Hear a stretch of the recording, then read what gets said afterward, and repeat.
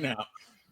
I have 3 of these: a soft brush, a medium brush, and a hard brush. Again, during Black History Month, you don't know shit about black hair, trying to tell me what I know and don't know. 13 more days, you gotta give a fuck, Kenny. 13 more days. He starts recording after he gets roasted. That's actually pretty funny. We live in a Trump's America. We control our narrative. I just noticed that. That's crazy. Yeah, literally, he starts recording right after. Oh my god, it's diabolical. Hey, they don't need to see all that. Hey, it's Black History Month. I win. I don't give a shit. You got a problem with the street. The first time a recording helped a black man. That's crazy. You know, Calvin gets it. Kenny's about to turn his camera off. You're about to come back with a Klan hoodie. So, God, no, what the fuck? Fucking jump scare is crazy. Jeez, man, nobody wants to see that. Man, we already see horrors against humanity every day from the Senate or the federal government. We don't want to see that shit on the podcast. And speaking of horrors and podcast, it ain't nothing new anymore. It ain't nothing new anymore, man. Today's disclaimer message is done by yours truly. The views and opinions expressed on the Loud Minorities are ours alone and do not reflect those of any other entity or individual. So if you love what we say, great. If not, take it up with somebody else or start your own podcast. Now let's turn up the volume and get started. I argue with your mama. Welcome everybody to the Loud Minorites Podcast, episode 2. Kenny, I hate you. Udio, how's it going? Good to see y'all, delightful gentlemen. How you doing? All right. What's going on, chat? Appreciate the disclaimer. Of course, just trying to keep us all on topic today. It's just Valentine's Day yesterday. Show some love. Over here saying, I hate Kenny. Words not in my vocabulary right now. Can't even imagine it. I mean, you can't have love without hate. So since we introduced everybody, we can go ahead and get started. You can try it right now. That's Valentine's Day. That's literally a whole day where you don't do it. Hey, you try. I saw him out here skipping around the block, walk around the neighborhood with his dog, girlfriend hand in hand, frolicking on Valentine's Day. It was for one day. It wasn't even Valentine's Day. It was the day before Valentine's Day. But so okay, my bad. There's a plot. There's a deep state plot for me to get a dog, and it might be working. I don't know yet. But yeah, I guess since we introduced everybody, we can just go ahead and get started here. So Super Bowl, biggest sporting event of the year. Biggest the what? Biggest sporting event in the year. Big as the Biggest sporting event. In what biggest! country? Oh, it's first.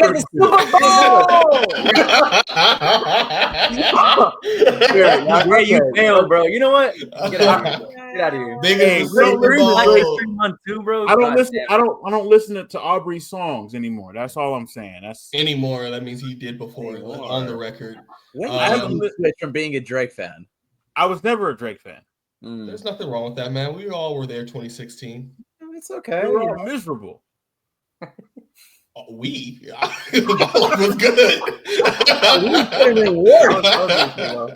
Life was good. I don't know. Don't drag me down with all that negativity. There's enough negativity with the Chiefs, man.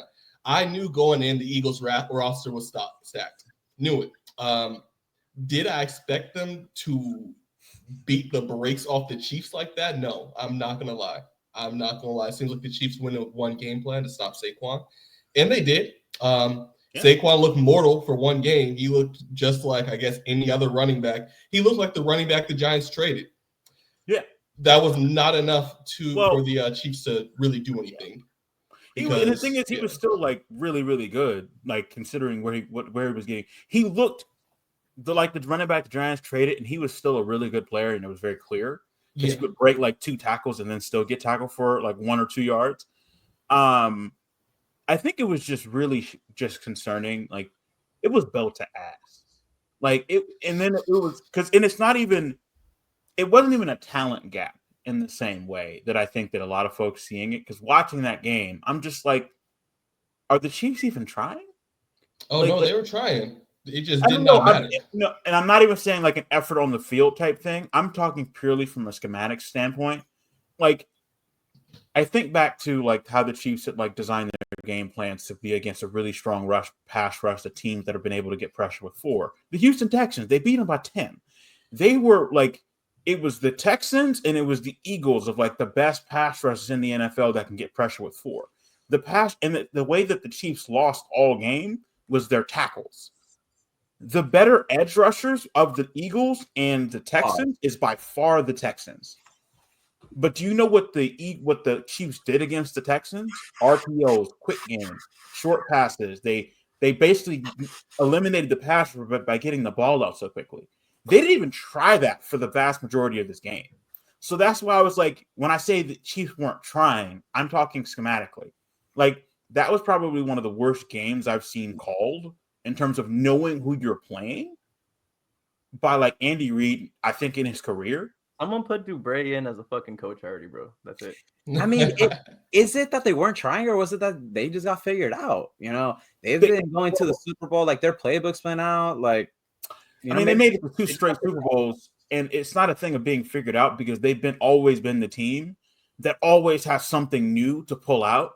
And it wasn't even a thing, they didn't pull out anything new. They literally just kept doing the same thing, like 6 or 5 and 7 step drops, like when Patrick Mahomes does not have time to do that. Like they literally didn't run a screen or a quick pass to like a receiver. Like, hey, I'm gonna throw the ball to you. I'm gonna snap the ball, throw it to you, break a tackle, get some yards. They didn't do that as a blocker most of the game. Yeah, they didn't even do that till the second half, and they threw it to one to Xavier Worthy. He broke the tackle. He got 6-something yards. They didn't do it till the second half when they were down 24-0.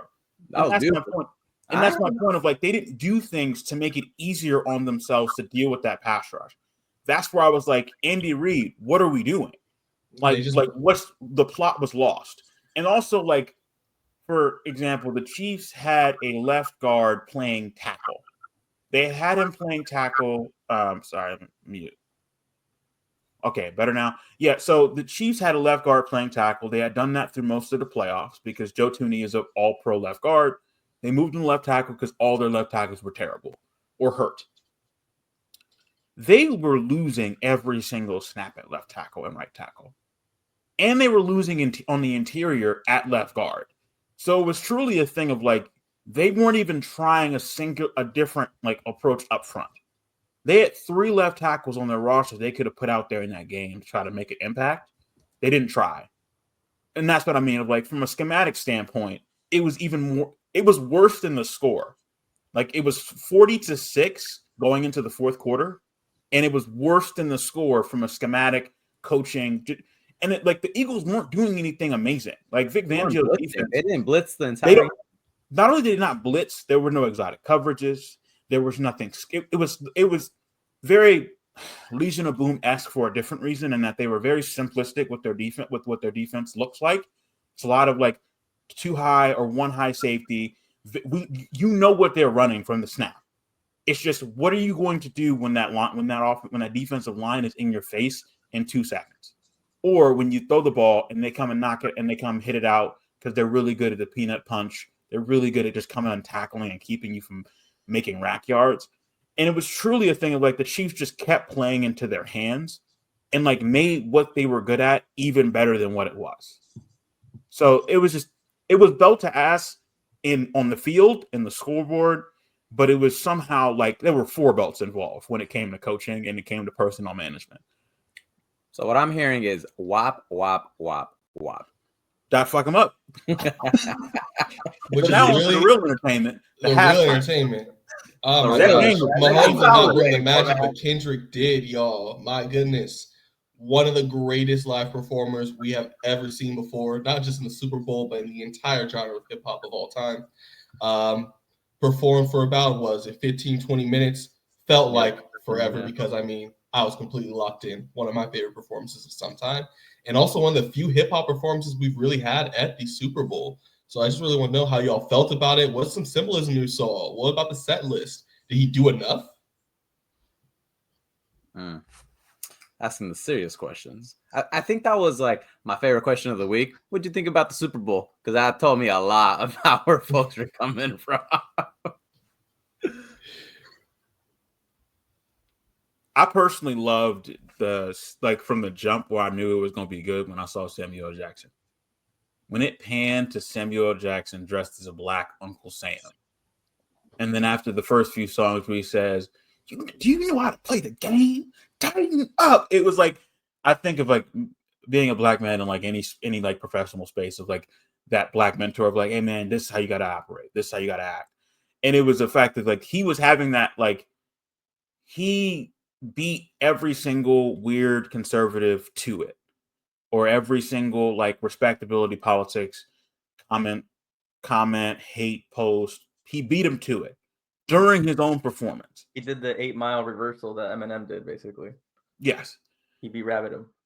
Right. It was glorious. And then he also had a great set. I personally, Peekaboo is probably one of my favorite songs from GNX. And then like just the cut from one side dancing to dance, and it was fantastic. Popping up from the bottom of the frame. Yeah, what he did. Oh yeah, it was crazy. It was crazy. He went crazy with that one. I mean, he was that sure he can do it, you know? I wanted more. I wanted him to finish certain songs, and then when he did TV Off, he didn't do his first verse before Mustard. I would have loved for him to get that part of that. But I mean, it was a great crazy. Huh? Scary? It wasn't even spooky or hilarious. I don't know. Yeah, it was all of them. He didn't say it. I was waiting for that. I was really waiting for that. Just went straight to Mustard. I was like, come on, man. You paid a lot of money for them 5 words. Oh man, yeah, it was truly it was a great show, and it was a lot. It was definitely like the last, or one of the last parts of a victory lap. Game over. 9.5 out of 10. I just wanted a little bit more in terms of search. Okay. Because I wanted crazy, scary, spooky, hilarious. I thought there'd be other folks from some of those records joining him for the Super Bowl. I kind of want to bump it up even more because I think of like when he did Not Like Us, and it was like should I do it? Should I not? Should I do it? And like that was fantastic. So actually, matter of fact, 9.75. For me, I thought it was amazing. Not gonna lie, but one of the things that people criticize is that it was like too simple. But honestly, I thought it was like directly to the point. It was like the way that he used the set to like show the street and the street lights, and like he was just being very creative. And it wasn't like Rihanna or like other acts in the like before where you're like fucking flying through the stadium and shit. But besides that, like I thought it was pretty dope. I really really like Serena Williams coming out. Especially like dressed like if she was about to go play tennis and she just started crip walking. That was pretty dope. What else? I think the symbolism that I ended up seeing was pretty cool. I mean, just in the first time, because we were watching it at DeBrace Place, like just seeing the American flag and then like how it's divided and stuff, and just people moving around and stuff. I thought that was pretty cool. Afterwards, I started seeing like some videos of like what are the stuff that I missed, and people were like reaching, but it was still pretty cool to see it. Reaching, I don't know about reaching, but I saw a lot of like some of the reaching, like, looking into like, because I mean it's gonna happen regardless. It's Kendrick, right? Like whenever he says a bunch of stuff, like some people be reaching sometimes. It has meaning. If it's there, it has meaning. I don't know about reaching, but I do think there was a lot of fantastic symbolism. I thought the set list was fantastic. The only thing that I've been grappling back and forth with this, should have he been more overt? Is my question. Like he has a lot of songs that we know in his discography that are much more direct. There's songs that explicitly call out Trump, XXX or All Right. How much does a dollar cost? Ronald Reagan era. Like there's a lot of songs that could really speak to the moment, but instead he went for this more, subverted, kind of more low key, but very intentional, duality with Samuel. With how even opened up with Not Like Us. He's like, this is deeper than the music. This is 40 Acres and a Mule. Like there's a lot of symbolism, a lot of stuff out there. And I thought, is that okay in this moment where we have folks with such low media literacy, such low intentionality and analysis, and then we have such overtness when you go over to like X, Twitter, and like what's the ruling kind of like paradigm right now?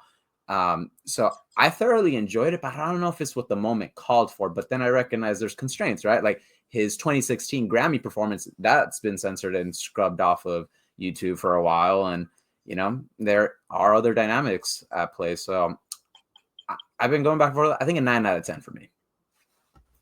I mean, I can see that rating. I just want to, just for context, everybody listening, this was this Kendrick Lamar Super Bowl halftime show set list. He played the song GNX, Squabble Up, Humble, DNA, Euphoria, Man at the Garden, Peekaboo, Luther featuring SZA, All the Stars with SZA, Not Like Us, and TV Off. So primarily his newer stuff. Looks like his oldest songs were what? All the Stars, DNA, Humble. I think Damn. those are his old. Yeah, from Damn. So that's old as he went. I think. I mean, wouldn't it be All the Stars because that was from the first Black Panther movie? Oh yeah, Black Panther. It's probably the Black Panther soundtrack he did with Ryan. Yeah. I mean, he brought SZA, so it just had to happen for sure. Like, Yeah, I'm glad he brought SZA. That was a big plus. I think I agree. I agree with Udi a little bit, but also like he did get to play all right in the Super Bowl like what 3 years ago with Snoop Dogg and Dr. Dre. So I feel like I ended up seeing he had an interview with Apple probably like 2 days before the Super Bowl, and he was just explaining, and they asked him like, you know, how hard was it to be able to, you know, with such a big discography, how are you able to just settle down on just a couple songs? And you know, he admitted that it was just really difficult to do that, but that, you know, at the end of the day, it was like a whole thematic experience that he was trying to do for the halftime show that we ended up seeing, and he was yeah. So I agree, but at the same time, like, you know, there's songs that were more direct, but for this specific halftime show, I think everything went well, in my opinion.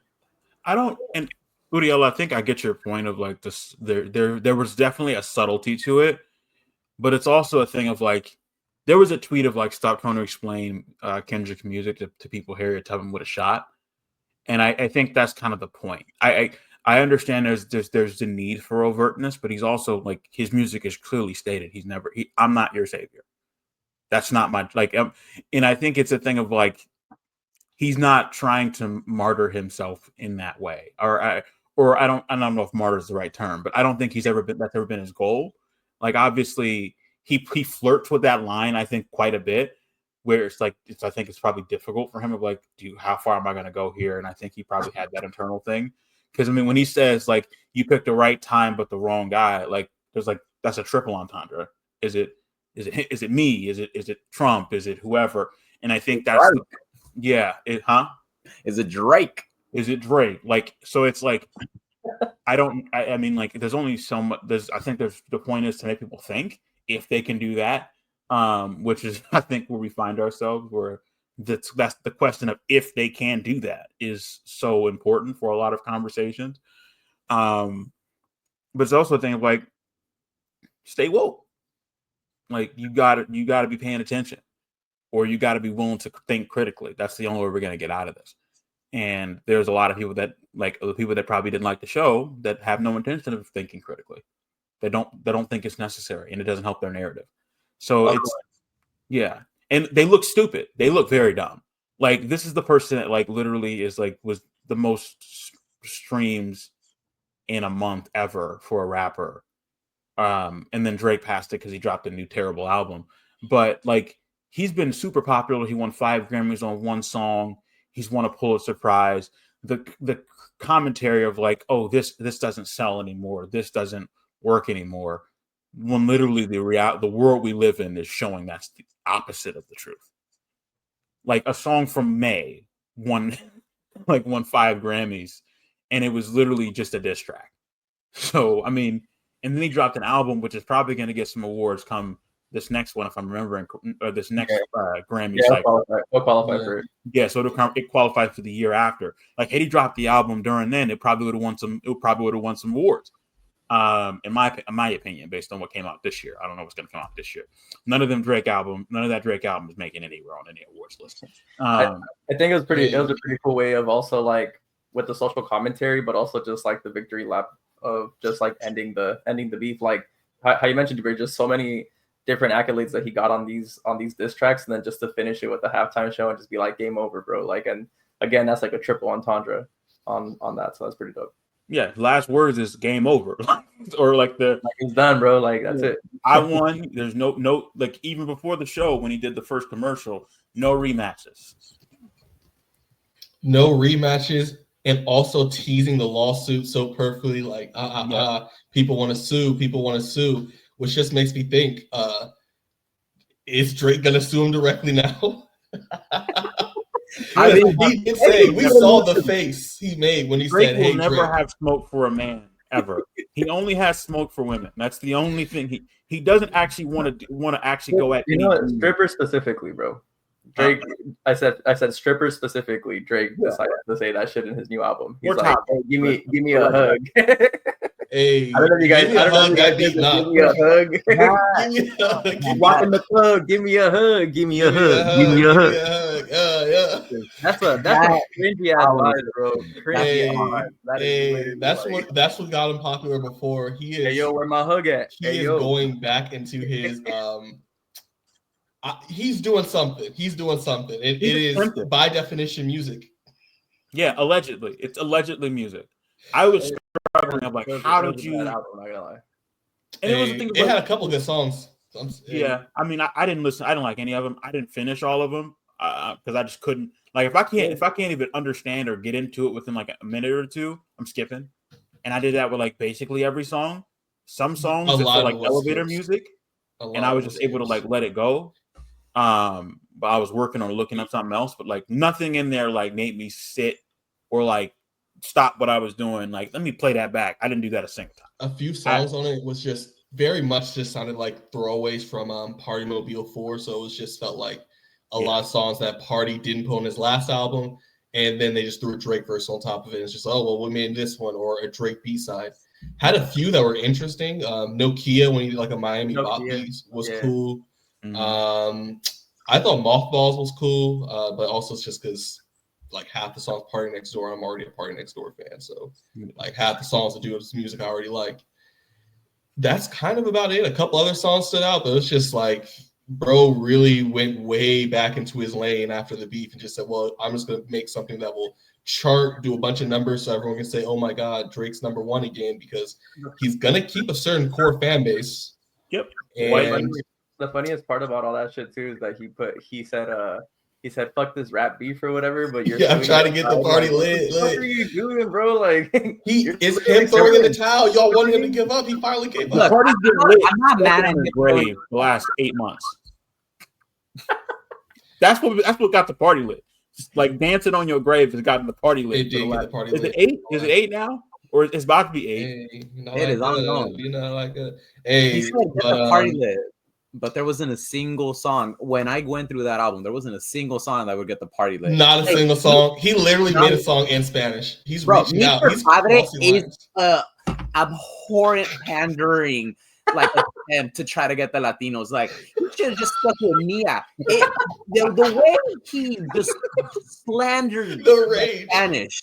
But like, he's doing this for you. The way your hands are for me, I don't know who that is. For the speakers, he loves it. I don't know if you learned that Spanish from J-Lo. No, that song should be blacklisted. It is horrible. He called Bad Bunny, bro. He called Bad Bunny. And Bad Bunny approved it. Who do you want to choke somebody? No. Bad Bunny's album. I want to beat your thigh. Bad Bunny's most recent album was fantastic. The craziest thing about that song to me is like, I've hung around y'all for years. I don't think you've ever heard me sing in Spanish. What the fuck about Drake? Has to be in a room with one Spanish singer. It's like, hey, baby, scoot over. It starts. He always does that. He always does that. Whenever he goes and he finds whoever's hot, steals their language or tries to poorly you don't need to steal their language. Like, just let or he'll do an accent. That's what he's normally done the accent. Like, he'll do the Jamaican accent. He'll do like the drill, whatever, like accent. Like, so he normally is going to the accent. Now he's saying, you know what? I'm so bankrupt and everybody knows that I don't make good music anymore. I'm just going to start speaking a different language. Hopefully they'll like it then. Well, you can't run back to Atlanta, you know? So I don't know what he's going to do next. To your question, Chadwick, I don't think this goes #1. I don't think this is the numbers. If anything, I think this is a tier below what he even started off with. Because I remember when he came out with like Best You Ever Had and those initial records that were kind of more in the R&B lane, you know, a lot more lovey-dovey. This was bankrupt, soulless. There was nothing there. The highlights for me in this album were Party Next Door.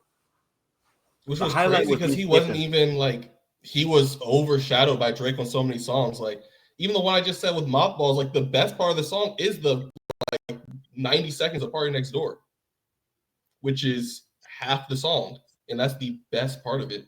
I would say the second best part throughout is when it's over. There's also the worst part is there was a lot of not listening to it at all. Good beats. There's a lot of good beats throughout where I'm just like, man, bro, if you just actually sat down, change your circle, I don't know, grew up with your audience, change your circle, tried more, just stick to speaking English. No more accents, no more speaking in Spanish, no more singing in Spanish. And the day dropping it on Valentine's Day, crazy work. Like, bro you're 40 and still lonely. He said he wants to travel. He says he wants to travel. That's why he's single. Bro, he's got a kid. Like, go spend time with your kid. Allegedly, too. Allegedly, yeah. He's got a daughter. I mean, like, you have a kid and potentially children, allegedly. And you got an 11-year-old daughter, bro. Yeah, and you're nearly 40. You're pushing 40. And you're dropping a bad, like, sad boy album on Valentine's Day. And you're clearly lonely. And all of your verses is like, I'm calling you from the bed. I'm like, bro, like you could have found somebody to be happy with. Just go. Don't you remember he did that one where he wore all the rings as a neck and was like, these are all the girls I got engaged to. I was like, hey, eventually, at least one of the rings you fucked up there somewhere. It's on you. It's like the same thing, like the thing of like the person always has bad roommates. Eventually, you're the bad roommate.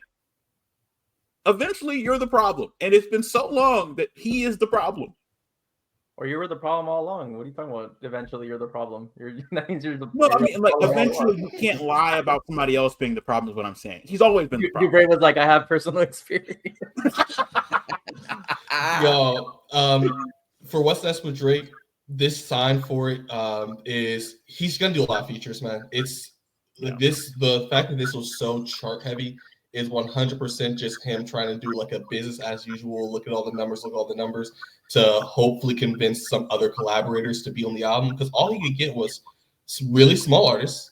Shout out to Pim. Also, the other best song was Pim's Interlude, which was amazing, but also Drake and Party Next Door weren't even on that song. That was a solo interlude. So, and Young Thug is shouting out the album. He got some other celebrities and artists to shout it out. We'll probably see Drake on a Lotto Young Thug album soon once they start releasing music. Stalwart, the community mentor, Young Thug. Young Thug is one of the greatest artists of all time. He's not the topic right now, but he can be. That's the GOAT. No, I'm just saying, like the with him being on parole, like all his music gonna be inspirational, positive, truly humble under God. He's gonna go to the church. I mean, yeah, it's just so much fun. His next album is gonna be called fucking Church Service, bro. Low-key. It's gonna be Don't Do Drugs, Kids. Hey man, I'm here for the wholesome. Like, I know I have my beef with Snoop in other regards, but his like positive affirmation album for the kids, that's good, man. Like, we should be applauding folks having positive endeavors out there. Finally we can hear DeBray say some positive shit about Young Thug. I've had to hear him disrespect this man for many years in his discography. Hey, it's not my type of music, but I respect what he contributes to the game. He'll say something positive about me before he says anything positive about Young Thug. That's never happened. So, that's never happened. So yeah, we just we don't cut that in the bud right there. So I'm never saying anything positive about Young Thug. I'm not gonna lie to you. That's just not gonna happen. I mean, speaking of something positive, that's what I'm saying. That's what I'm saying. I mean, do we want to talk about like how positively ridiculous this lawsuit was? Oh my gosh. Which one? Are we talking about the Rocky case or the Drake one? The Drake. I mean, since we're still talking about like we can keep the Drake one short, because the only thing I will give him, if I had to, after wasting my time going through that shit again, labels are making bots. Like, we know that. A lot of this stuff is botted. He was not lying about that. He is not doing it for some heroic cause like he was trying to say, like, I'm caring about defamation. No, you are mad because a diss record is cooking you and you're trying to get them to kill the numbers or do something to besmirch Kendrick Lamar in some way, indirectly, because you're afraid of deposition, which would happen if you sue Kendrick directly. Other than that, it's nonsense, because it's like, what do you want a label to do? Their artist dropped a hit single and no label wants to get involved in whether or not a diss record is free speech. They don't want to get into that. Like, do you want them to go into like Drake? How many guns have you shot before in your music? They're not into fact checking. That's not their job, and it shouldn't be their job. Their job is to distribute music, which they did. People liked it because it's a good song, and it's just hilarious and crazy and spooky. And also, it's just at the end of the day, it's like if they're buying, they were doing all this stuff for you too.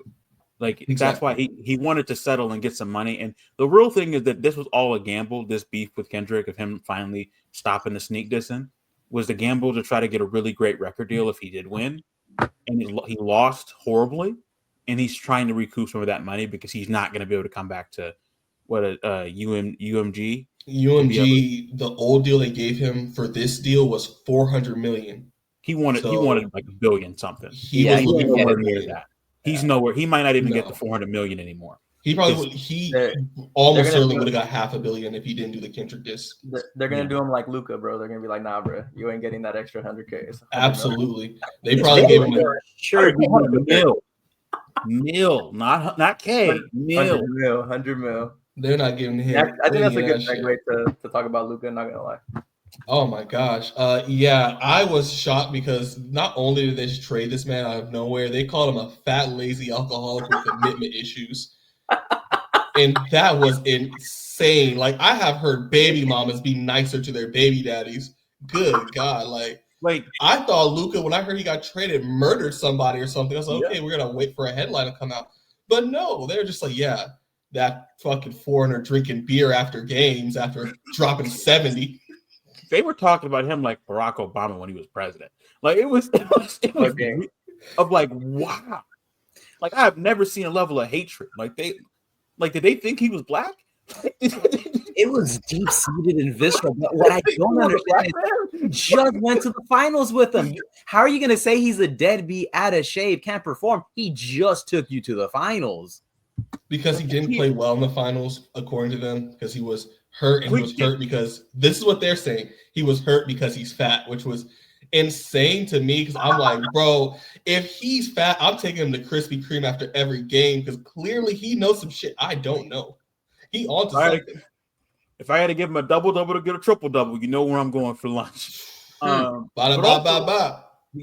it was also a thing of like, I know like the Brian Windhorst, like he went in on him of like the fact that he's useless on defense. He's at the entry on defense. The thing with the refs, I just think he literally said Luka was a loser. Like this is while the finals are still being played last year. So obviously I was shocked. And then it was just funny watching like the entire world be like Anthony Davis Street Clothes Davis, was just some bum off the street. Like he's not a first ballot Hall of Famer and an NBA champion. But again, still being like, you're not necessarily wrong because like they didn't even like it was what a first round pick and then two other dudes for Luka. Luka could be 280. Luka. So I've never seen Dubre ride this hard for a white man. All I know like that. But like it was just as a Lakers fan, I'm happy. That's all. Man, I'm so sick of that shit. All those jersey swaps, those insanely. Bro, they're already starting a whole mural. They're starting a whole mural in LA now. With that one, I saw him dapping up Kobe. I'm just Luka and Kobe. Yeah, who allowed this? This is that shit where it's like, bring back Stern. He would never let this shit go through. All I know is pain. What is this? How do the Lakers keep doing this, man? Like, how do they keep getting away with this? We love it. We love it. It's conspiracy. I don't believe it. There was either double magic or pure conspiracy. There's just no way. Like, dog, we got to remember that we lived through an era where we almost saw Chris Paul in his prime, like New Orleans Chris Paul playing with Kobe. Like, so I guess, I mean, despite being anti-black, David Stern might have been right on a few things. The worst commissioner of my life. Nobody wants to say it. Great point. He had a good, like, did we really need to see Chris Paul and Kobe? Now that I see Luka in LA, Stern was right. Vindicated. He was right. I mean, so why did the bumper sticker? Stern was right. Stern was right. It's crazy. Why do we think it happened? the trade was just dumb from like a value standpoint. I think just there's no art that's not arguable, but there are like there's some conspiracy theories about like the state legislature and like the gambling money. It's also just a thing of like maybe the GM for the Mavericks just hates Luka, and I mean the way he talked about him, the way that the rumors were out, and then like the clip of him taking the beer out of Luka's hand and after the Western Conference Finals last year hits so much harder now. Yeah, and he took it with disdain of like, give me this. Like he was like a father angry at his son for not following directions. It was a very weird interaction. He was not disappointed. He was angry. Yeah, I'm gonna go with that as ownership. I think that to fill anyone else in with Luka's beer getting taken after a big win for the Mavericks, Luka did what he normally does, stuff we've never seen before. And after the game, was casually having a beer in the locker room while catching up with someone. And the GM comes by, very frustrated, snatches the beer out of his hand, says something to him that we can't really hear well on camera. Luka looks shocked, kind of confused, like what the hell's going on, then walks off and just makes a bunch of little slide comments to the media about like, oh, we gotta not have this kind of like lifestyle and diet, so on and so forth, which is, I would say, just an ownership culture clash. Like Luka's been playing in Eastern Europe and Europe professionally since he was 15 years old. The idea that this dude wasn't going to be a Hall of Famer is insane. Since 15 years old. In those countries, people having a drink after a game is normal. He's in his early 20s, now in a new country, in a new system, in a new work culture, doing something that he has seen and done in his country his entire life. And so it's like, why are you tripping my head and have a beer? This is one of the things that happens with international players. They'll have international cultures. And for the Mavs to not see that tells me that it had to be some sort of conspiracy. Either y'all don't want to adjust to having an international team, international players, regardless of the level of talent, which is stupid. You did want to pay him, which is the biggest one. I think it is that the ownership is mad that Texas legislature didn't let them turn Texas into casinos or let them build a new arena with slot machines inside of it. And this was one of the ways to get back, devalue the franchise, and you can threaten that the Mavs will leave if you don't get what you want in the future because it's such a massive media market, creates jobs in the metro area, so on and so forth, But not paying Luka Doncic $350 million plus was the supermax? It was 360, I think. Yeah, sorry, $360 million. So $70 to $80 million a year. One way to do that is to just not pay him. No. Yeah, I mean, it's 116 mil that he's losing off the rip, just not from getting that contract. And in terms of billionaires sabotaging franchises, we've seen this before. We literally saw this with the Buffalo Braves. That's what led to the LA Clippers actually leaving and going there. It was a billionaire throwing a tantrum because they wanted more money. So if we want to say that billionaires are throwing a tantrum in Texas, they want their casinos, their slot machines, more money, it's not the wildest thing, but I do wonder what the collective bargaining is going to be like moving forward, because like the players, they're going to see this and think this is a red flag, and how do we modify this? Because it really feels like a scapegoat, because like when you look at performance on the finals, when they say, oh, Luka couldn't perform, Kyrie, I love Kyrie. His handles are immaculate, but he went for 19, 5, and 3 in the finals. Meanwhile, Luka went for 29, 9, and 6. Like the guy delivers. And I'm just upset this guy is going to not be in the Lakers jersey. Yeah, not on the defensive end, which is like one of the biggest criticisms. That and the refs. Like when it comes the most justified thing of like his on the court performance is that he is like people hated James Harden for being a foul merchant and like being worse in the playoffs, but like Luka is like very much a crybaby when it comes to the refs or not getting the calls he wants. Like when they call like LeBron sensitive, no. Watch Luka and be angry about like the refs and that type of stuff. And also his defense, like he gets targeted. Like he was getting targeted the entire finals. I mean, speaking of targets, I don't know if we want to talk about A$AP Rocky. Like, yeah, let me pull up the quick sum for y'all that don't know. We are now in the final sentencing. It will be on Tuesday for the A$AP Rocky trial. Free Rocky. Till it's backwards. Till free Rocky till it's backwards. Rocky. So let me, and y'all interrupt me if I'm missing anything, because at least speaking for myself, this trial has been a little confusing. I'm a little confused why it went to trial. But the background being is that A$AP Rocky and A$AP Relly got into an altercation sometime a few years ago. During this altercation, A$AP Relly alleges that A$AP Rocky pulls out a gun, fires it, and injures Relly in this altercation. A whole bunch of kerfluffle happens in between this, with Relly making threats to Rocky afterwards. There was a civil lawsuit filed by Relly against Rocky of upwards of $3 to $5 million. I want to say even more of compensation that he tried to get out of Rocky and his lawyer. Eventually settles on seeking criminal proceedings against Rocky by turning in shell casings from this alleged shooting to the police weeks after the event that they turned in themselves. These shell casings were controversially admitted into evidence. I will get into that later.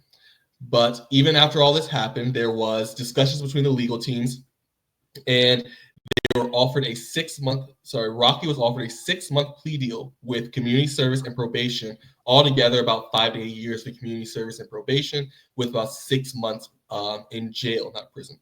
Rocky denied this deal as he felt it would end or damage his career, possibly beyond repair, and has decided to go to trial, facing upwards of 20 years instead of taking this plea.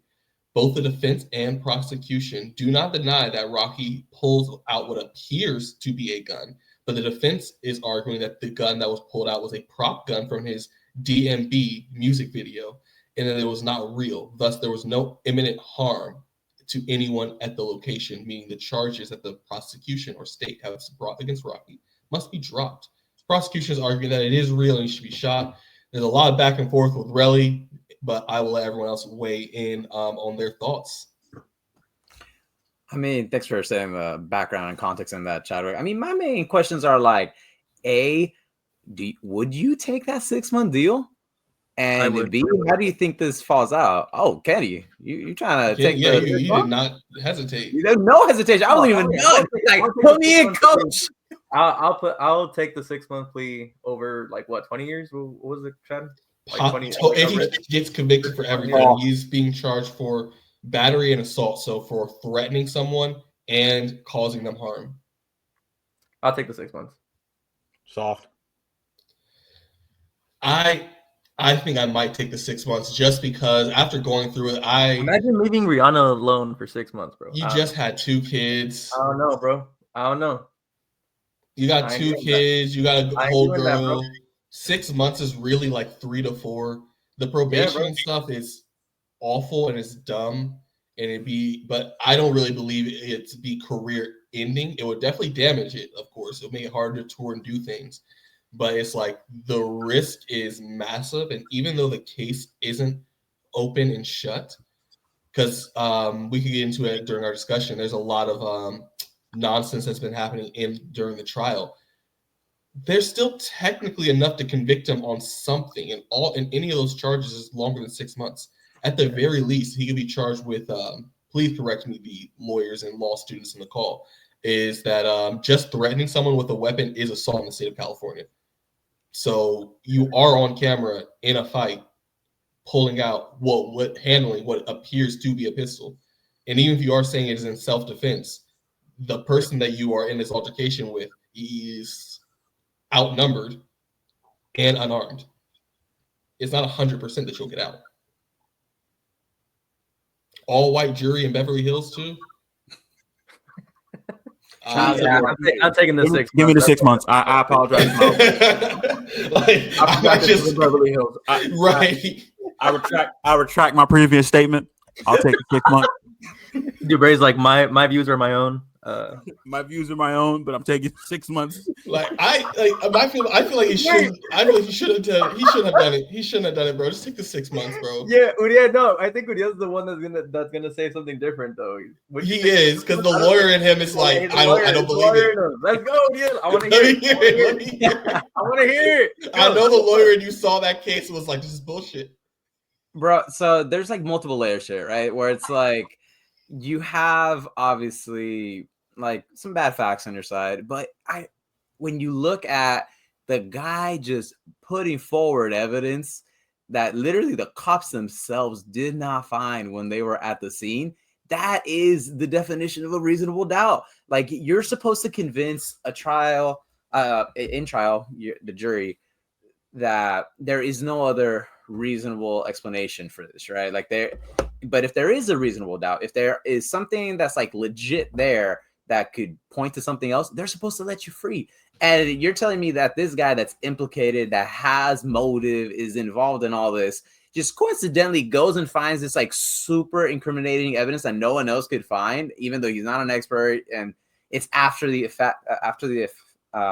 events and everything. That to me seems like very fitting. Now, some of the smaller charges potentially, right? But like on the big question, I think there is stuff to play with to where you might be thinking, I don't want to go forward, right? And then at the end of the day, it's people's individual discretion, right, to say I'm going to take that risk or not, right? And I'm sure, Rocky's got like enough money for a good attorney to really explain to him the pros and the cons of charge by charge, right? This ain't like the Drake lawsuit, which I fundamentally believe is going to be like dismissed because First Amendment grounds. I think it's pretty frivolous and all that. Like, yeah, personally, I'm excited for what happens on Tuesday. I'm excited as well for Tuesday. I do think what happens on Tuesday. Tuesday will be the sentencing. We'll find out what the jury decides. I think it could go either way, and that is the risk because he had a good enough lawyer to get him to negotiate a plea deal that is very favorable. Like, let's take away that his name is Rocky. He is on video very clearly holding what looks to be a gun, and a big part of his defense is that it's a prop gun, and that this prop gun disappeared. Not only is a prop gun from a music video that happened a few years ago, it's no longer around. No one can find it. They suddenly have witnesses that can say, oh yeah, actually everyone knew that he had a prop gun, but we just don't know where it is now or anywhere, and we just can't find it or anything. And on top of that, even though Relly is on film dodging from a gun that we're supposed to believe that he knows is fake, why is he dodging a gun he believes is fake? But also, why is he starting a fight with someone he thinks has a real gun? But also, being dumb isn't illegal. You can't pull a gun on someone. That's a crime. That's why I'm surprised why he didn't take it, where it's like, you're really depending on a jury to take your side in this, man, in a way that I don't know I would be confident in. And I think, Udia, all of your points are 100% reasonable and rational. But this is a white jury in Beverly Hills. Do you think they're going to reasonably doubt a black man did something wrong? Like, I mean, what are we doing? And also, I mean, like, to your point of like the smaller charges, but the smaller charges are probably still going to be a longer sentence than 6 months with probably far less favorable terms. So, yeah, I mean, this feels like this is just a mess.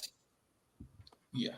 This is like, it's just, there's so many just a lot of people involved in this that are really bad at their jobs in sense of like, or just bad at like whatever, they're bad at whatever they were attempting to do. And it just feels like it's just, ugh. Yeah, but I just don't believe it's a prop gun. I'm sorry. It doesn't make any sense. It doesn't. It's harder to get a fake gun than a real gun. Maybe it's because I moved to California and I've like lived in gun states, have done shooting before. The moment they start saying prop gun, I was like, there's no way. Like, it is infinitely harder to get a prop gun than a real gun, especially a prop Glock 19. Well, as they say, Glock 19 or Glock 26. A very specific gun that's a prop, like. And they're saying stuff like, "Oh, you can't get hurt by it. Shoots blanks. You can get hurt by blanks, especially if someone's right in front of you." That's just, it's nonsensical. I mean, why are you saying prop gun? I mean, lawyers can't make magic out of nothing. Like it's because they know it's a real gun. That's why. I'm sorry. That's my belief. Like, you can't. I listen to the whole prop gun argument in theory. I'm just not sold. I'm just. I mean, when the facts are not on your side for some of those, like. There's not much you can really throw out there. Like when Drake went to Wilkie Flower, they're like a top like law firm and says sue them for this. There's not much they can really grasp onto. They'll throw whatever they can at the wall, and we'll see what sticks. But ultimately, those are the kind of judgment calls that the client really has discretion over and says, it's not really about people doing their job or not. It's really about, what does the client want? But I know that what I really want for next week is a pop-in all-star game. Like, I don't know. Have y'all checked out like the teams? Like, what are your thoughts? They rigged that draft, bro. Like, you're telling me it just happened to be OGs, international, and rising stars? That's impossible. And YNs, yeah. Just and nobody's drafting like that. It's like, oh my gosh, like Jokic. And it's like, no. I'm sorry. If I'm doing a draft, I'm not starting. I'm just not gonna watch you stack Jokic, Donovan Mitchell, Shea, and Giannis on the same team. I'm not just gonna watch that happen while I pick fucking Tyler Hero. Get the my fucking face. Tyler Hero is crazy. In 2025, we talk about like there's a negative talk about DEI, and Tyler Hero made an all-star. Bro, I know he's on a team I like, but come on, Tyler Hero's balling, man. On fantasy, he's popping off. Tyler Hero's having a wonderful season. He is. I'm like, shout out. I actually like Tyler Hero, but I'm sorry, like, just looking, this is just for people at home. You have 3 big teams that are playing, that were drafted, and they're playing the winner of the G League versus Rising Stars game. So there's going to be 4 teams playing off against each other. You have the Global Stars, the Young Stars, and the OGs. When this draft happened, the NBA tried to make it seem like, oh my gosh, it was just a natural draft between the hosts. But you saw a trend very clearly because just naming names. One team, the OGs, has Steph, KD, LeBron, Tatum, Lillard, AD. It's like KD. You got Harden. A lot of the older players, right? Then, of course, the Global Stars. Global Stars, you got Giannis, Shea, Jokic. They have Şengün, Siakam, Wembanyama, of course. They brought in Towns. So, they got people. They got everybody over here. And then Young Stars. You're telling me bro heard all that. It said, give me J-Dub. Give me Cade Cunningham. I like Cade. I'm not going to see somebody pick Shea, Steph, and then pick Cade. Like, get the fuck out of here, man. I mean, are they fabricated? Yes, we 100% can get behind that being fabricated. I don't really think that the structure is what they should have landed on. Like, they made it like a 14 tournament, like OGs, young guys, the rookie. Game of 40. Yeah, and then everyone in the world, right? Like, I think they should have just consolidated this, done like Team USA, Team World. You don't need to have 2 young teams. All we wanted was people to play hard. Yeah. That's all we wanted. They're hoping they can get it off of ego because, like, the OGs play the YGs, then they'll try harder because they don't want to get cooked by them. Run back the Olympics again, bro. Just do USA versus the world. I mean, that's what they did, though. But they had more people on the team than were on the Olympic team because that's what the international team is. They literally ran out of international players. Yeah, they put on the team. I forgot the American player on the international team, but they literally just ran out of players because they're not young now. Trey Young. Oh yeah. So I mean, but they had like another American player. Donovan Mitchell. No, I don't think he's playing. So it's a thing of like they were trying to get that, but I think we've gotten so far from Inspired is that they just don't want to play hard anymore because like there's no incentive for the players, it's only for the league. They don't pay them more. And this is we're in an NBA where they only talk about championships. Why would I care about the regular season? And they're calling it a championship now. Like you're going to be a champion if you win like the All-Star game. Like what are we doing? They're trying to turn everything but the playoffs into a championship when it's like the only thing you care about. They want more views with that shit, obviously. Yeah, I mean, they don't even want more views. They want more dollars because like the viewership has been going down consistently, but they're making more money. Oh my God, Chad, if you go locked character. Oh yeah, I don't know what's going on, man. I was like, are you a witness protection? Like what's going on? Are you the villain that hasn't been revealed yet? But I think that's like the NBA is no longer even about people actually going or watching the games. It's how much money can we make from sponsorships, but it's not about the product being fully entertaining, if that makes sense, right? Because they're making more money even though less people are going, fewer people are following the game. Like when was the last time we cared about somebody that got drafted into the NBA? I mean, every year, but I slightly disagree in terms of, yes, the viewership down, but the engagement isn't. Like, you just have a lot of people, like, digesting the league through highlights, through reels on IG. They're not watching it in real time as much. I mean, part of that is the bifurcation of all the different streaming services and watch it and all that. It's really expensive to watch everything. So you just watch what you can, right? But I think, honestly, maybe hot take, get rid of the All-Star game, put a King of the Court tournament. Put it for ego, like legit. Maybe 1v1 or maybe 3v3, however you want to do it. But like, get rid of this like whole 5-on-5. Like they're doing just like Harlem Globetrotter dunks, you know, like honestly, just scrap it. They won't do King of the Court because they're afraid Bones Highland might cook the league. Make a star. I don't care. You see right there, y'all started laughing, but one-on-one's a different skill set. It's probably somebody sitting on the bench who would kill. Imagine a King of the Court with a slightly healthy Anthony Davis, bro. They won't risk that. Slightly healthy and Anthony Davis do not go in the same sentence. Come on. That's why they won't, man. It's ego. Like, they're not about to hop out and see Steph get cooked by, I don't even fucking know. Who's the Nick Smith Jr.?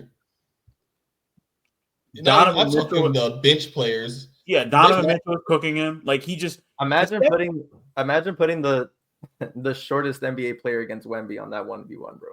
That would be hilarious. Isaiah Thomas about to be on the roster tomorrow. He's about to put Jalen Brunson against Wemby. That's crazy. Isn't Donovan Mitchell like 6'2"? Brunson's like barely 6 foot, bro. He's like Brunson versus Wemby. Gotta have it for the love of the game. Yeah. And just like see if Mitchell if what's his face, if Brunson scores 5 points in the paint, he wins. That's the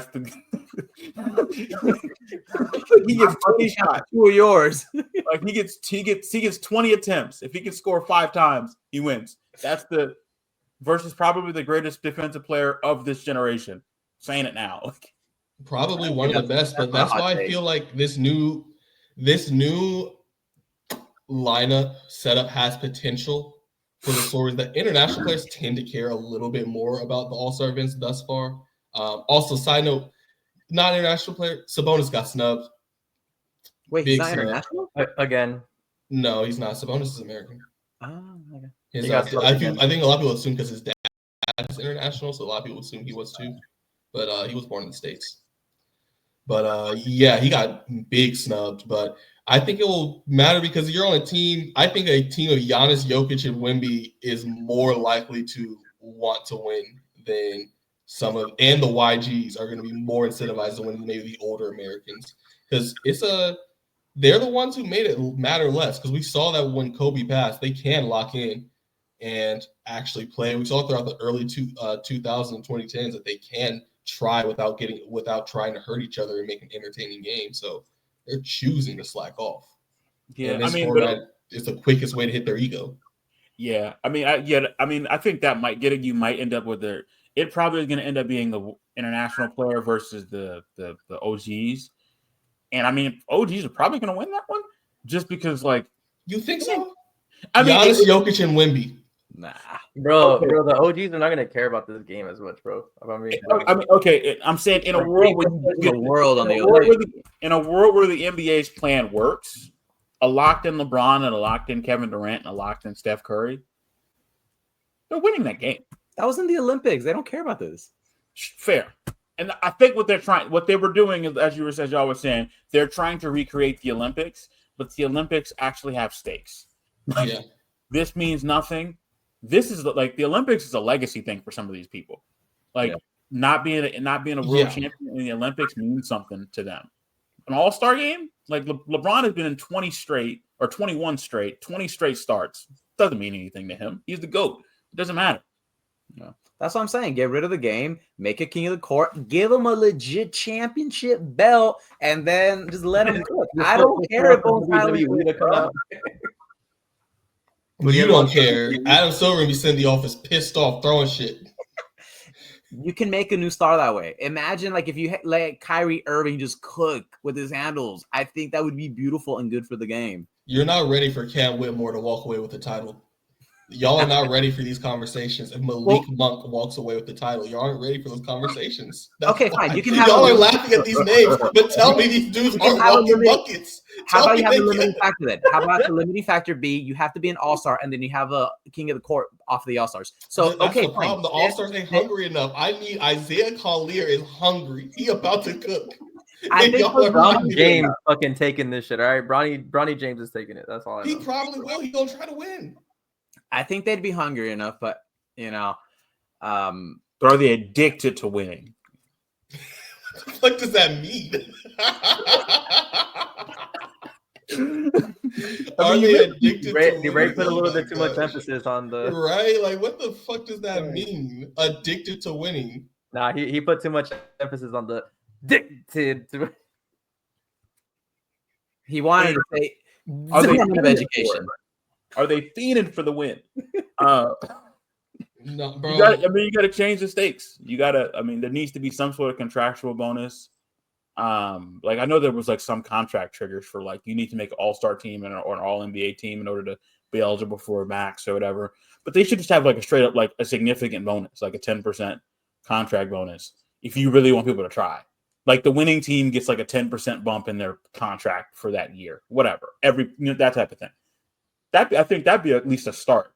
Because it really comes down to like they don't want to risk more money. If you lose the game, you get your chick took live. They're gonna do you like fucking Montoya. Crazy work. Only way to make a hoop. We saw it work with Jordan. Get divorced. No, that'll really make them play. They gonna play. You gotta get play. Guarantee. Leak. No, fuck it. Leak the DMs. Loser gets their last 10 DMs leaked. Winner doesn't have to pay child support, right? Let's go. Anthony Edwards about to put all-time child support, Kenny. What do you mean by that? That's gonna implicate guys like Zion, man. Is Zion an all-star? I was thinking about Zion. Put him on a diet plan, he can be an all-star. Like he's been balling. Man, what do y'all even know about diet plans? And what can we learn about diet plans now that the Department of Education is being dismantled right before our very eyes? Diet education. Man. So for anybody that doesn't know, the Department of Education is under attack. Looks like once book burnings got a little too old school, they decided to go straight for the source and just break down the people who overlook the books. The Department of Education, one of its biggest roles of the last few decades since its inception was to deal with federal oversight of how states were handling education funds, programs, and primarily, very famously, discrimination. Any sort of corruption cases that may happen in the education departments across all 50 states, being things such as having a segregated school, having a school that doesn't let in kids for religious backgrounds, race, religion, creed, national origin, and other protected statuses. The Department of Education existed to provide that federal oversight is now being dismantled on the grounds of providing states rights, which for many listeners may remind you of what happened with states' rights in the past. So I was just wondering, y'all, do we need the Department of Education or do we get rid of it so we don't have to pay our student loans back? The thing is that nobody knows how things work. That's, I think, the through line here. People don't know how things work. Like there's this notion of like there's so much fraud. There's all these like bureaucrats. Sorry, is my mic messing up? A little bit. How about now? Still messing up? Okay. Y'all, somebody else take it. Yeah. No, I agree though that there's a lot of folks that, and I get it, rightfully so. They're frustrated with the system. They're frustrated with the lack of results in terms of education. You know, we keep falling. We see literacy rates falling. We see that the U.S. is lagging behind on the global stage in multiple fronts. And I think, how do we get this better, right? Like, how is it that we can get our kids with the quality education? And I hear them on that front, but you don't throw out the baby with the bathwater. You know, the Department of Ed does so much more.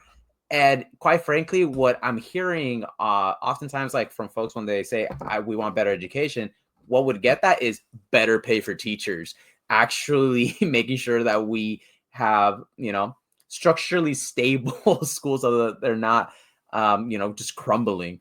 There's just a lot of other aspects where like folks, I think, do not understand the separation between like federal, state, and local government and what is the real antidote. What is it really going to take to fix that, right? I mean, personally, if I get my student loans forgiven through all this, that's going to be like the smallest cherry on top, but I know there's going to be so much harm. Like kids with disabilities, you know, like they are so reliant on the Department of Ed for those protections, you know? Yeah, I mean, my audio better now? Okay. I mean, fundamentally, I think it's just a thing of like, they're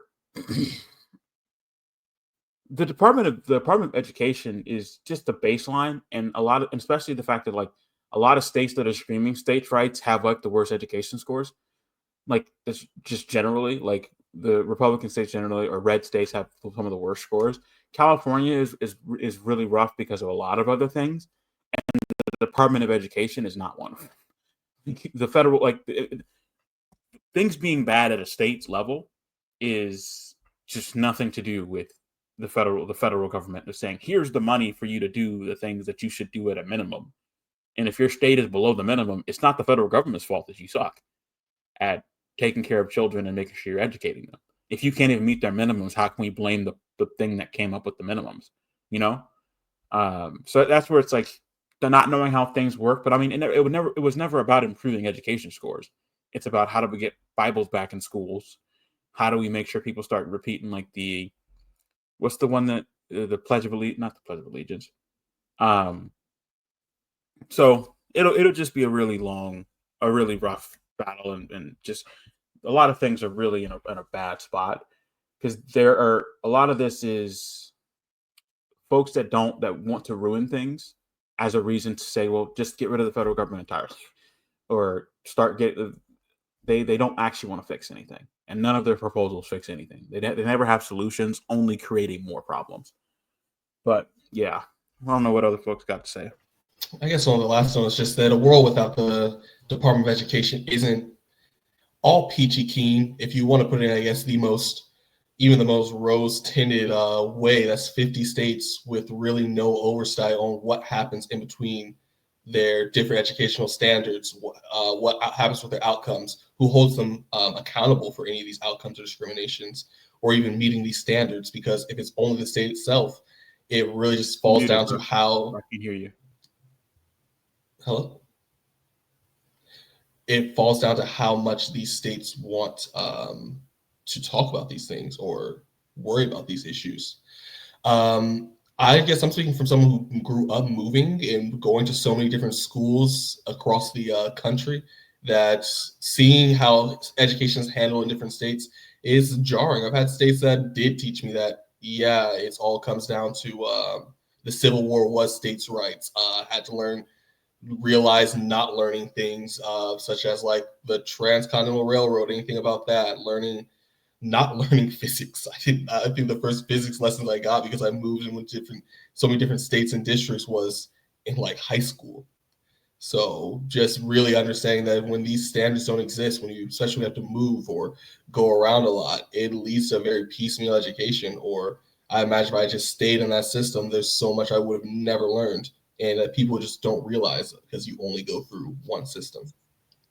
The only thing I'll add, since I didn't really say anything about it, is since you guys already said like most of the things that I agree with already, is I think with this administration and the shit that they're doing with the Department of Education, I feel like it's just going to further make every state feel like a different country when you go and visit, and when you go and just compare. It's just fucking ridiculous how it already feels going to a different state and seeing the different norms. Like, this is going to exacerbate that. So that's my thought. You know, and those exacerbations hopefully will not just bring on these untold horrors. Speaking of untold horrors, y'all, I hope everybody has caught up on Castlevania. We have been doing a slow watch party as a group to catch everyone up for the new season Castlevania Nocturne that has dropped. For those that do not know, Castlevania is an anime series on Netflix, one of the few items on Netflix that still makes a subscription maybe worth it. Stressing maybe that Allegedly. that covers the story of the trio of Alucard, Sypha, and Trevor Belmont, a half vampire, half human vampire hybrid, a speaker magician, so essentially a traveling magician, and last surviving member of a legendary monster slaying family, and their escapades in the Dark Ages of Europe. No, 1475. So the story goes over a lot of heavy topics and a lot of different points. Now that people have finally gotten to season 2, I feel I can finally express something I want to say before. Do y'all think that Gresham had it coming? Because I'm telling y'all, they did. Because now that y'all are caught up, the old lady that y'all were defending last time, she's the one that snitched. Yeah. Who's y'all? Who's y'all? I kept on telling y'all everybody in Gresham was guilty. Who's y'all? Snitched. Hey, okay, so look, you can have civilians that are innocent. Like that old lady, she snitched for sure. We saw that. That was episode 1. We had the doctor that was actually helping her get better, and nonetheless, she still snitched to the church and took the remedy. Blame the church. To the church. Like that doesn't mean that all the civilians are the same. If you ask, like, did they had it coming? Are all of the civilians accountable to the decisions of their leaders? They did it. They did. That was a bonfire. You saw how, for people that don't know, they being the city of Gresham, took a innocent woman who did nothing but make medicine for people, called her a witch. The woman that turned her in was someone who was a frequent customer and so apparently a belief supporter. Turned her in, still keeping and taking the medicine that she took from this woman in order to help herself. Turned her into the church for a large execution by fire, in which you saw the size of that fire. You don't carry all them sticks by yourself. The church cannot chop down all that wood, carry all that, and add the kindling. That happens because of everybody else who threw it onto the fire, who watched the procession, who was part of the procession watching her burn to death, celebrate her burn to death, saw Dracula come down from the sky in a face full of fire, threatening them that they will have 1 year to save their own lives and leave. Choose to stay and throw a party the next year celebrating the fact that they murdered an innocent woman in front of everybody else. The whole town is guilty. They literally did the Robert Horry, ha ha ha, like R.I.P. Bozo meme in the show. Like they literally smoked her pack, celebrated it a year later. They were selling merch. Like they were selling, it was on shirts. But does that justify genocide? Come on, y'all. Like, it's not genocide. We're talking about Gresham. The rest of the city, he was tripping. The rest of the world. Killing the rest of the world. We know that was tripping. No one's talking about that. But Gresham?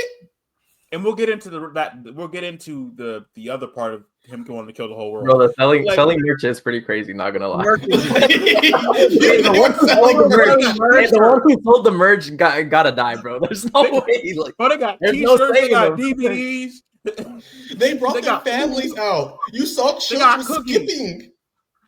They got cookies with the ashes, man. Like, what are we talking about? Like, come on.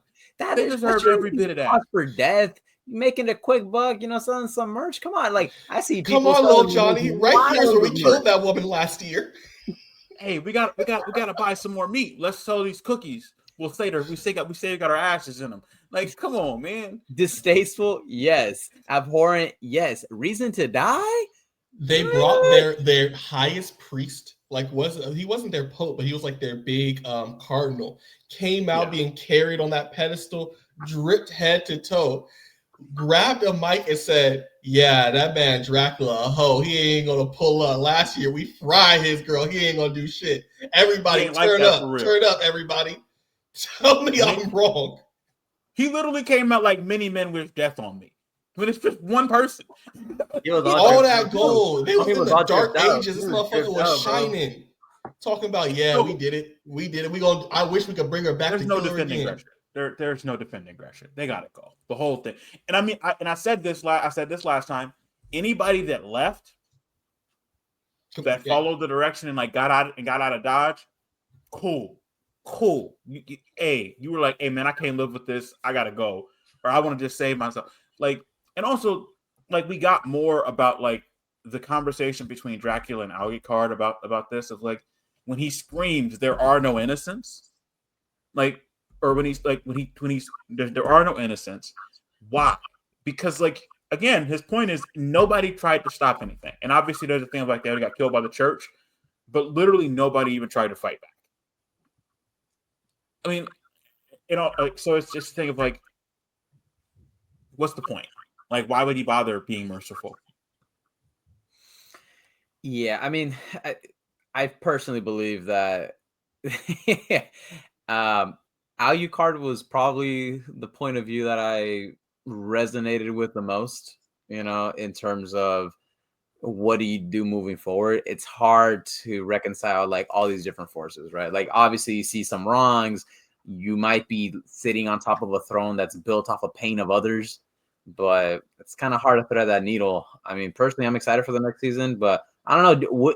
The one thing I did kind of think at the end was, could Alucard have convinced Dracula to join him to reform and actually use their knowledge and skills for better?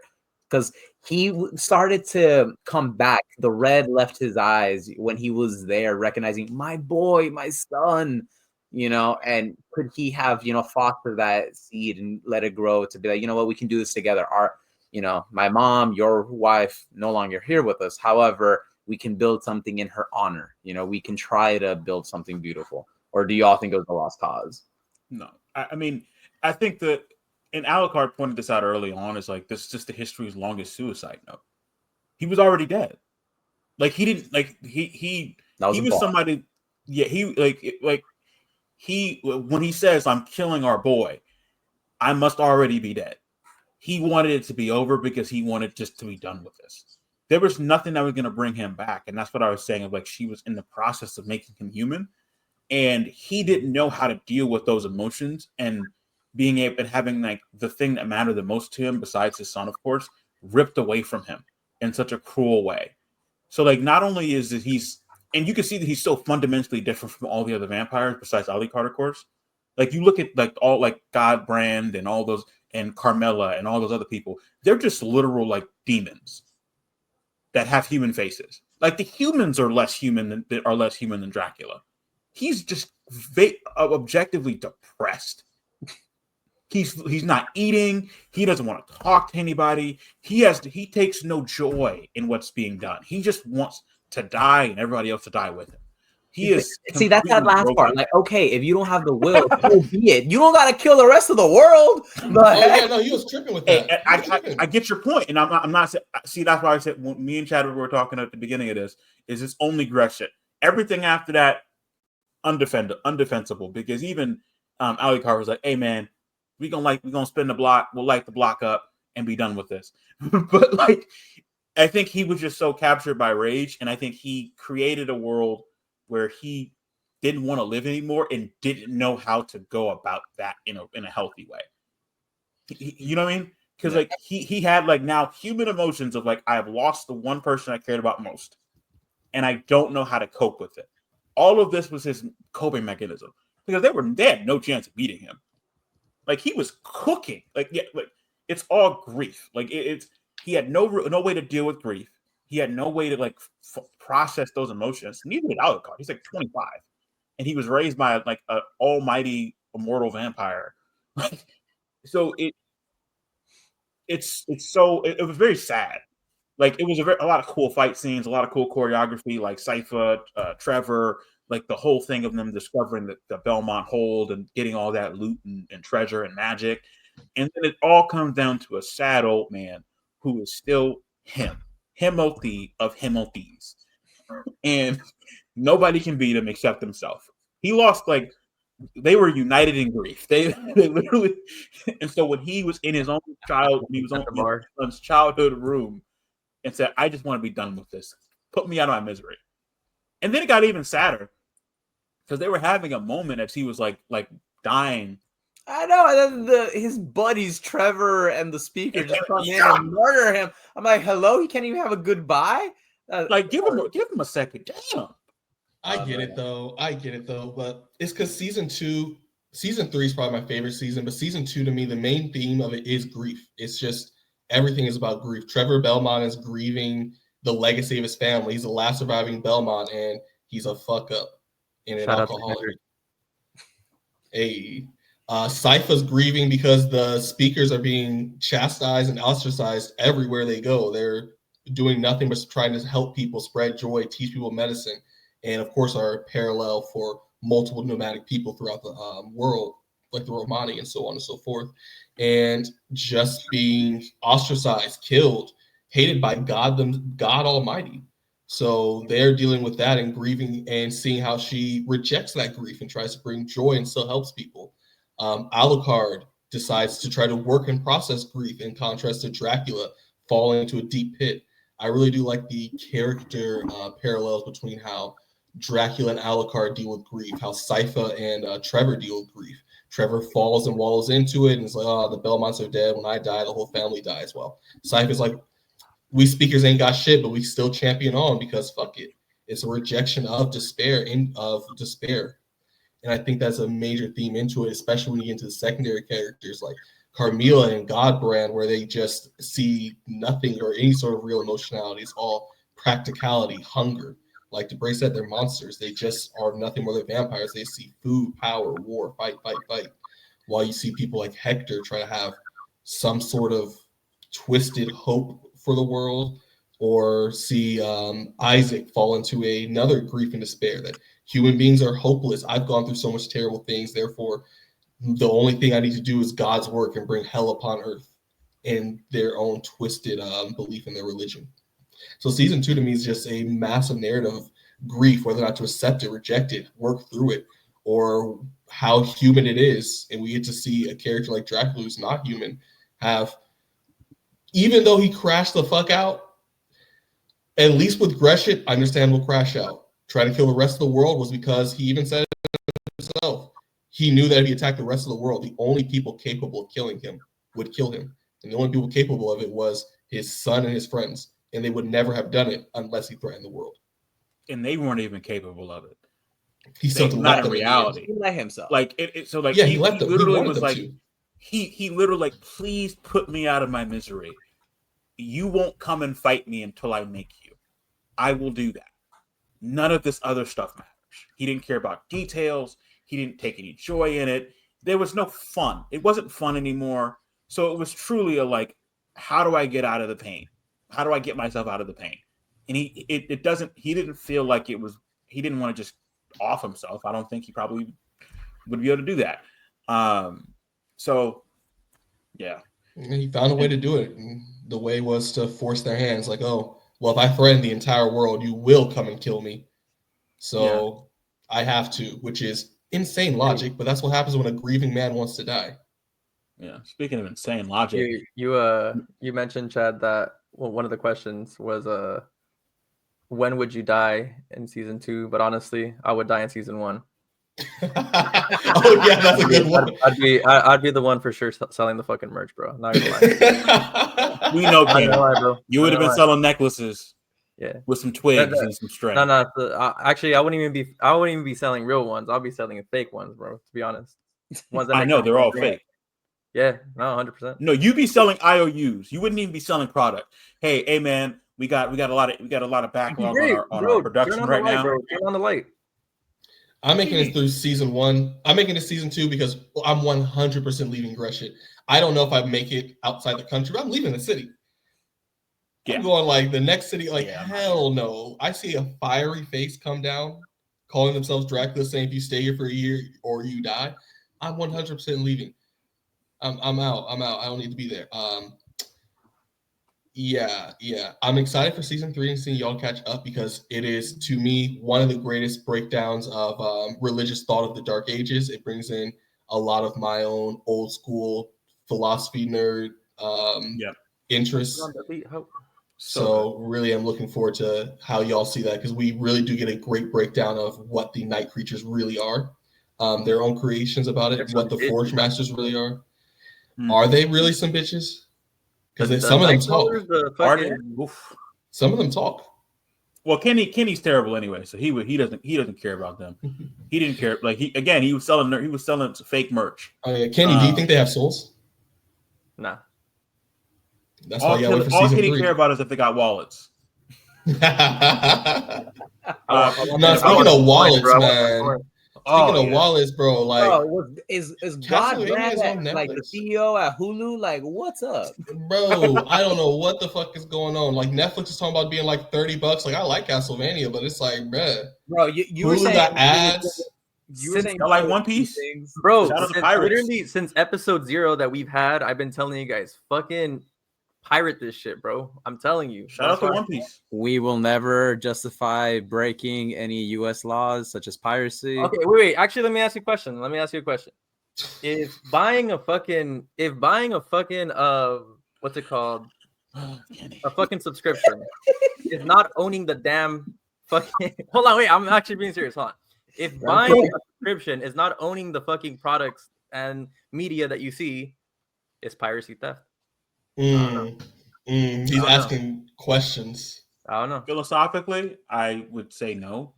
Same thing of like with video games of like if you don't actually own something you're purchasing, then piracy is no longer theft. Theoretically.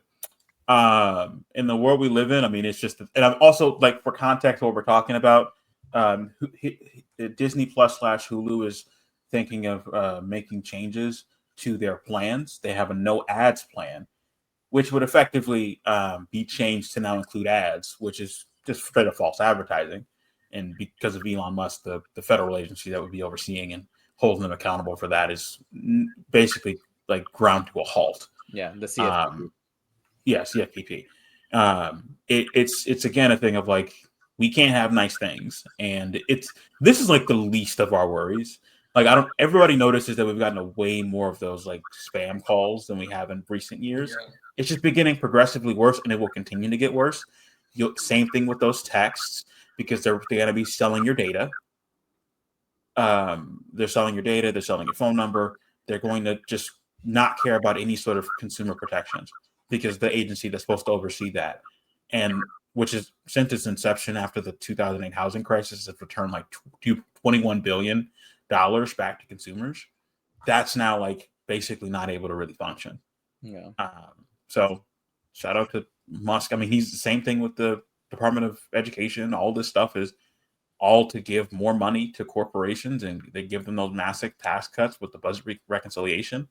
It's just going to be a really hard fight. So pay attention and stay woke, because stuff is not, they're doing everything they can to make everybody's lives awful, except unless you're rich. Man, all I know is that they throw in fucking ads and shit, and I'm unhappy. That's the stuff I noticed real quick, bro. You were talking all this stuff about the apartments and things. I'm sorry, man. I gotta lock in. You right. I gotta lock in. I'm over here worried about having to sit for 30 seconds in an ad over here. Hey, I got the Netflix ad plan. It don't make no difference to me. I got Netflix with ads. In this economy, I can't afford not having no ads. Yeah, man, I'm about to start a new relationship just to get a Netflix real quick. Just find the right somebody. Like, hey, you got HBO, baby. You got a Netflix. I got nothing but chill. What's up? In this economy, bro, that is like. That is such diabolical work. I have to respect. Is it diabolical? I got a lot to give. I got a great list of recommendations. It's not diabolical. It's economical. My bad. It's economical, not diabolical. Chad, to make it better is after you get that password and everything, bro, then break up with her and don't sign out, bro. Don't break up. If she got no ads, we getting married. The fuck? What if she got? I do not fumble the bag, man. If she got HBO, and what if she has she got Max, she got Peacock, she got Netflix. Stop playing with me. Hey man, she got ESPN Plus. What you doing? She got a chicken coop in the back. Moving in. I'm coming with a suitcase like baby. She got the eggs. She got eggs for less than $5. Chicken coop. Breaking your lease. Oh my god! If she got an omelet and leaf pass, she got no bird flu, bro. Come on, omelet and leaf pass, great, organic. Stop playing with me. Oh my god, grass fed, bro. Cage free is crazy. Cage free, bird flu free is crazy. Oh, I can see the ads already. Start coughing. I can see the ads already. Smoke ass chickens in the bag, bro. Goddamn. Oh my goodness. Well, all right, folks. Well, while Chadwick goes to find his cage-free baddie, we will see y'all next week. Non-GMO baddie, bro. Goddamn. Happy Valentine's Day, Chadwick. Happy Valentine's Day, everybody. Thank y'all so much for coming out. Be sure to hit the like, subscribe button, all that. We'll see y'all next time. Kenny, I hate you. Just throw it in for no reason. I'm not editing it out either.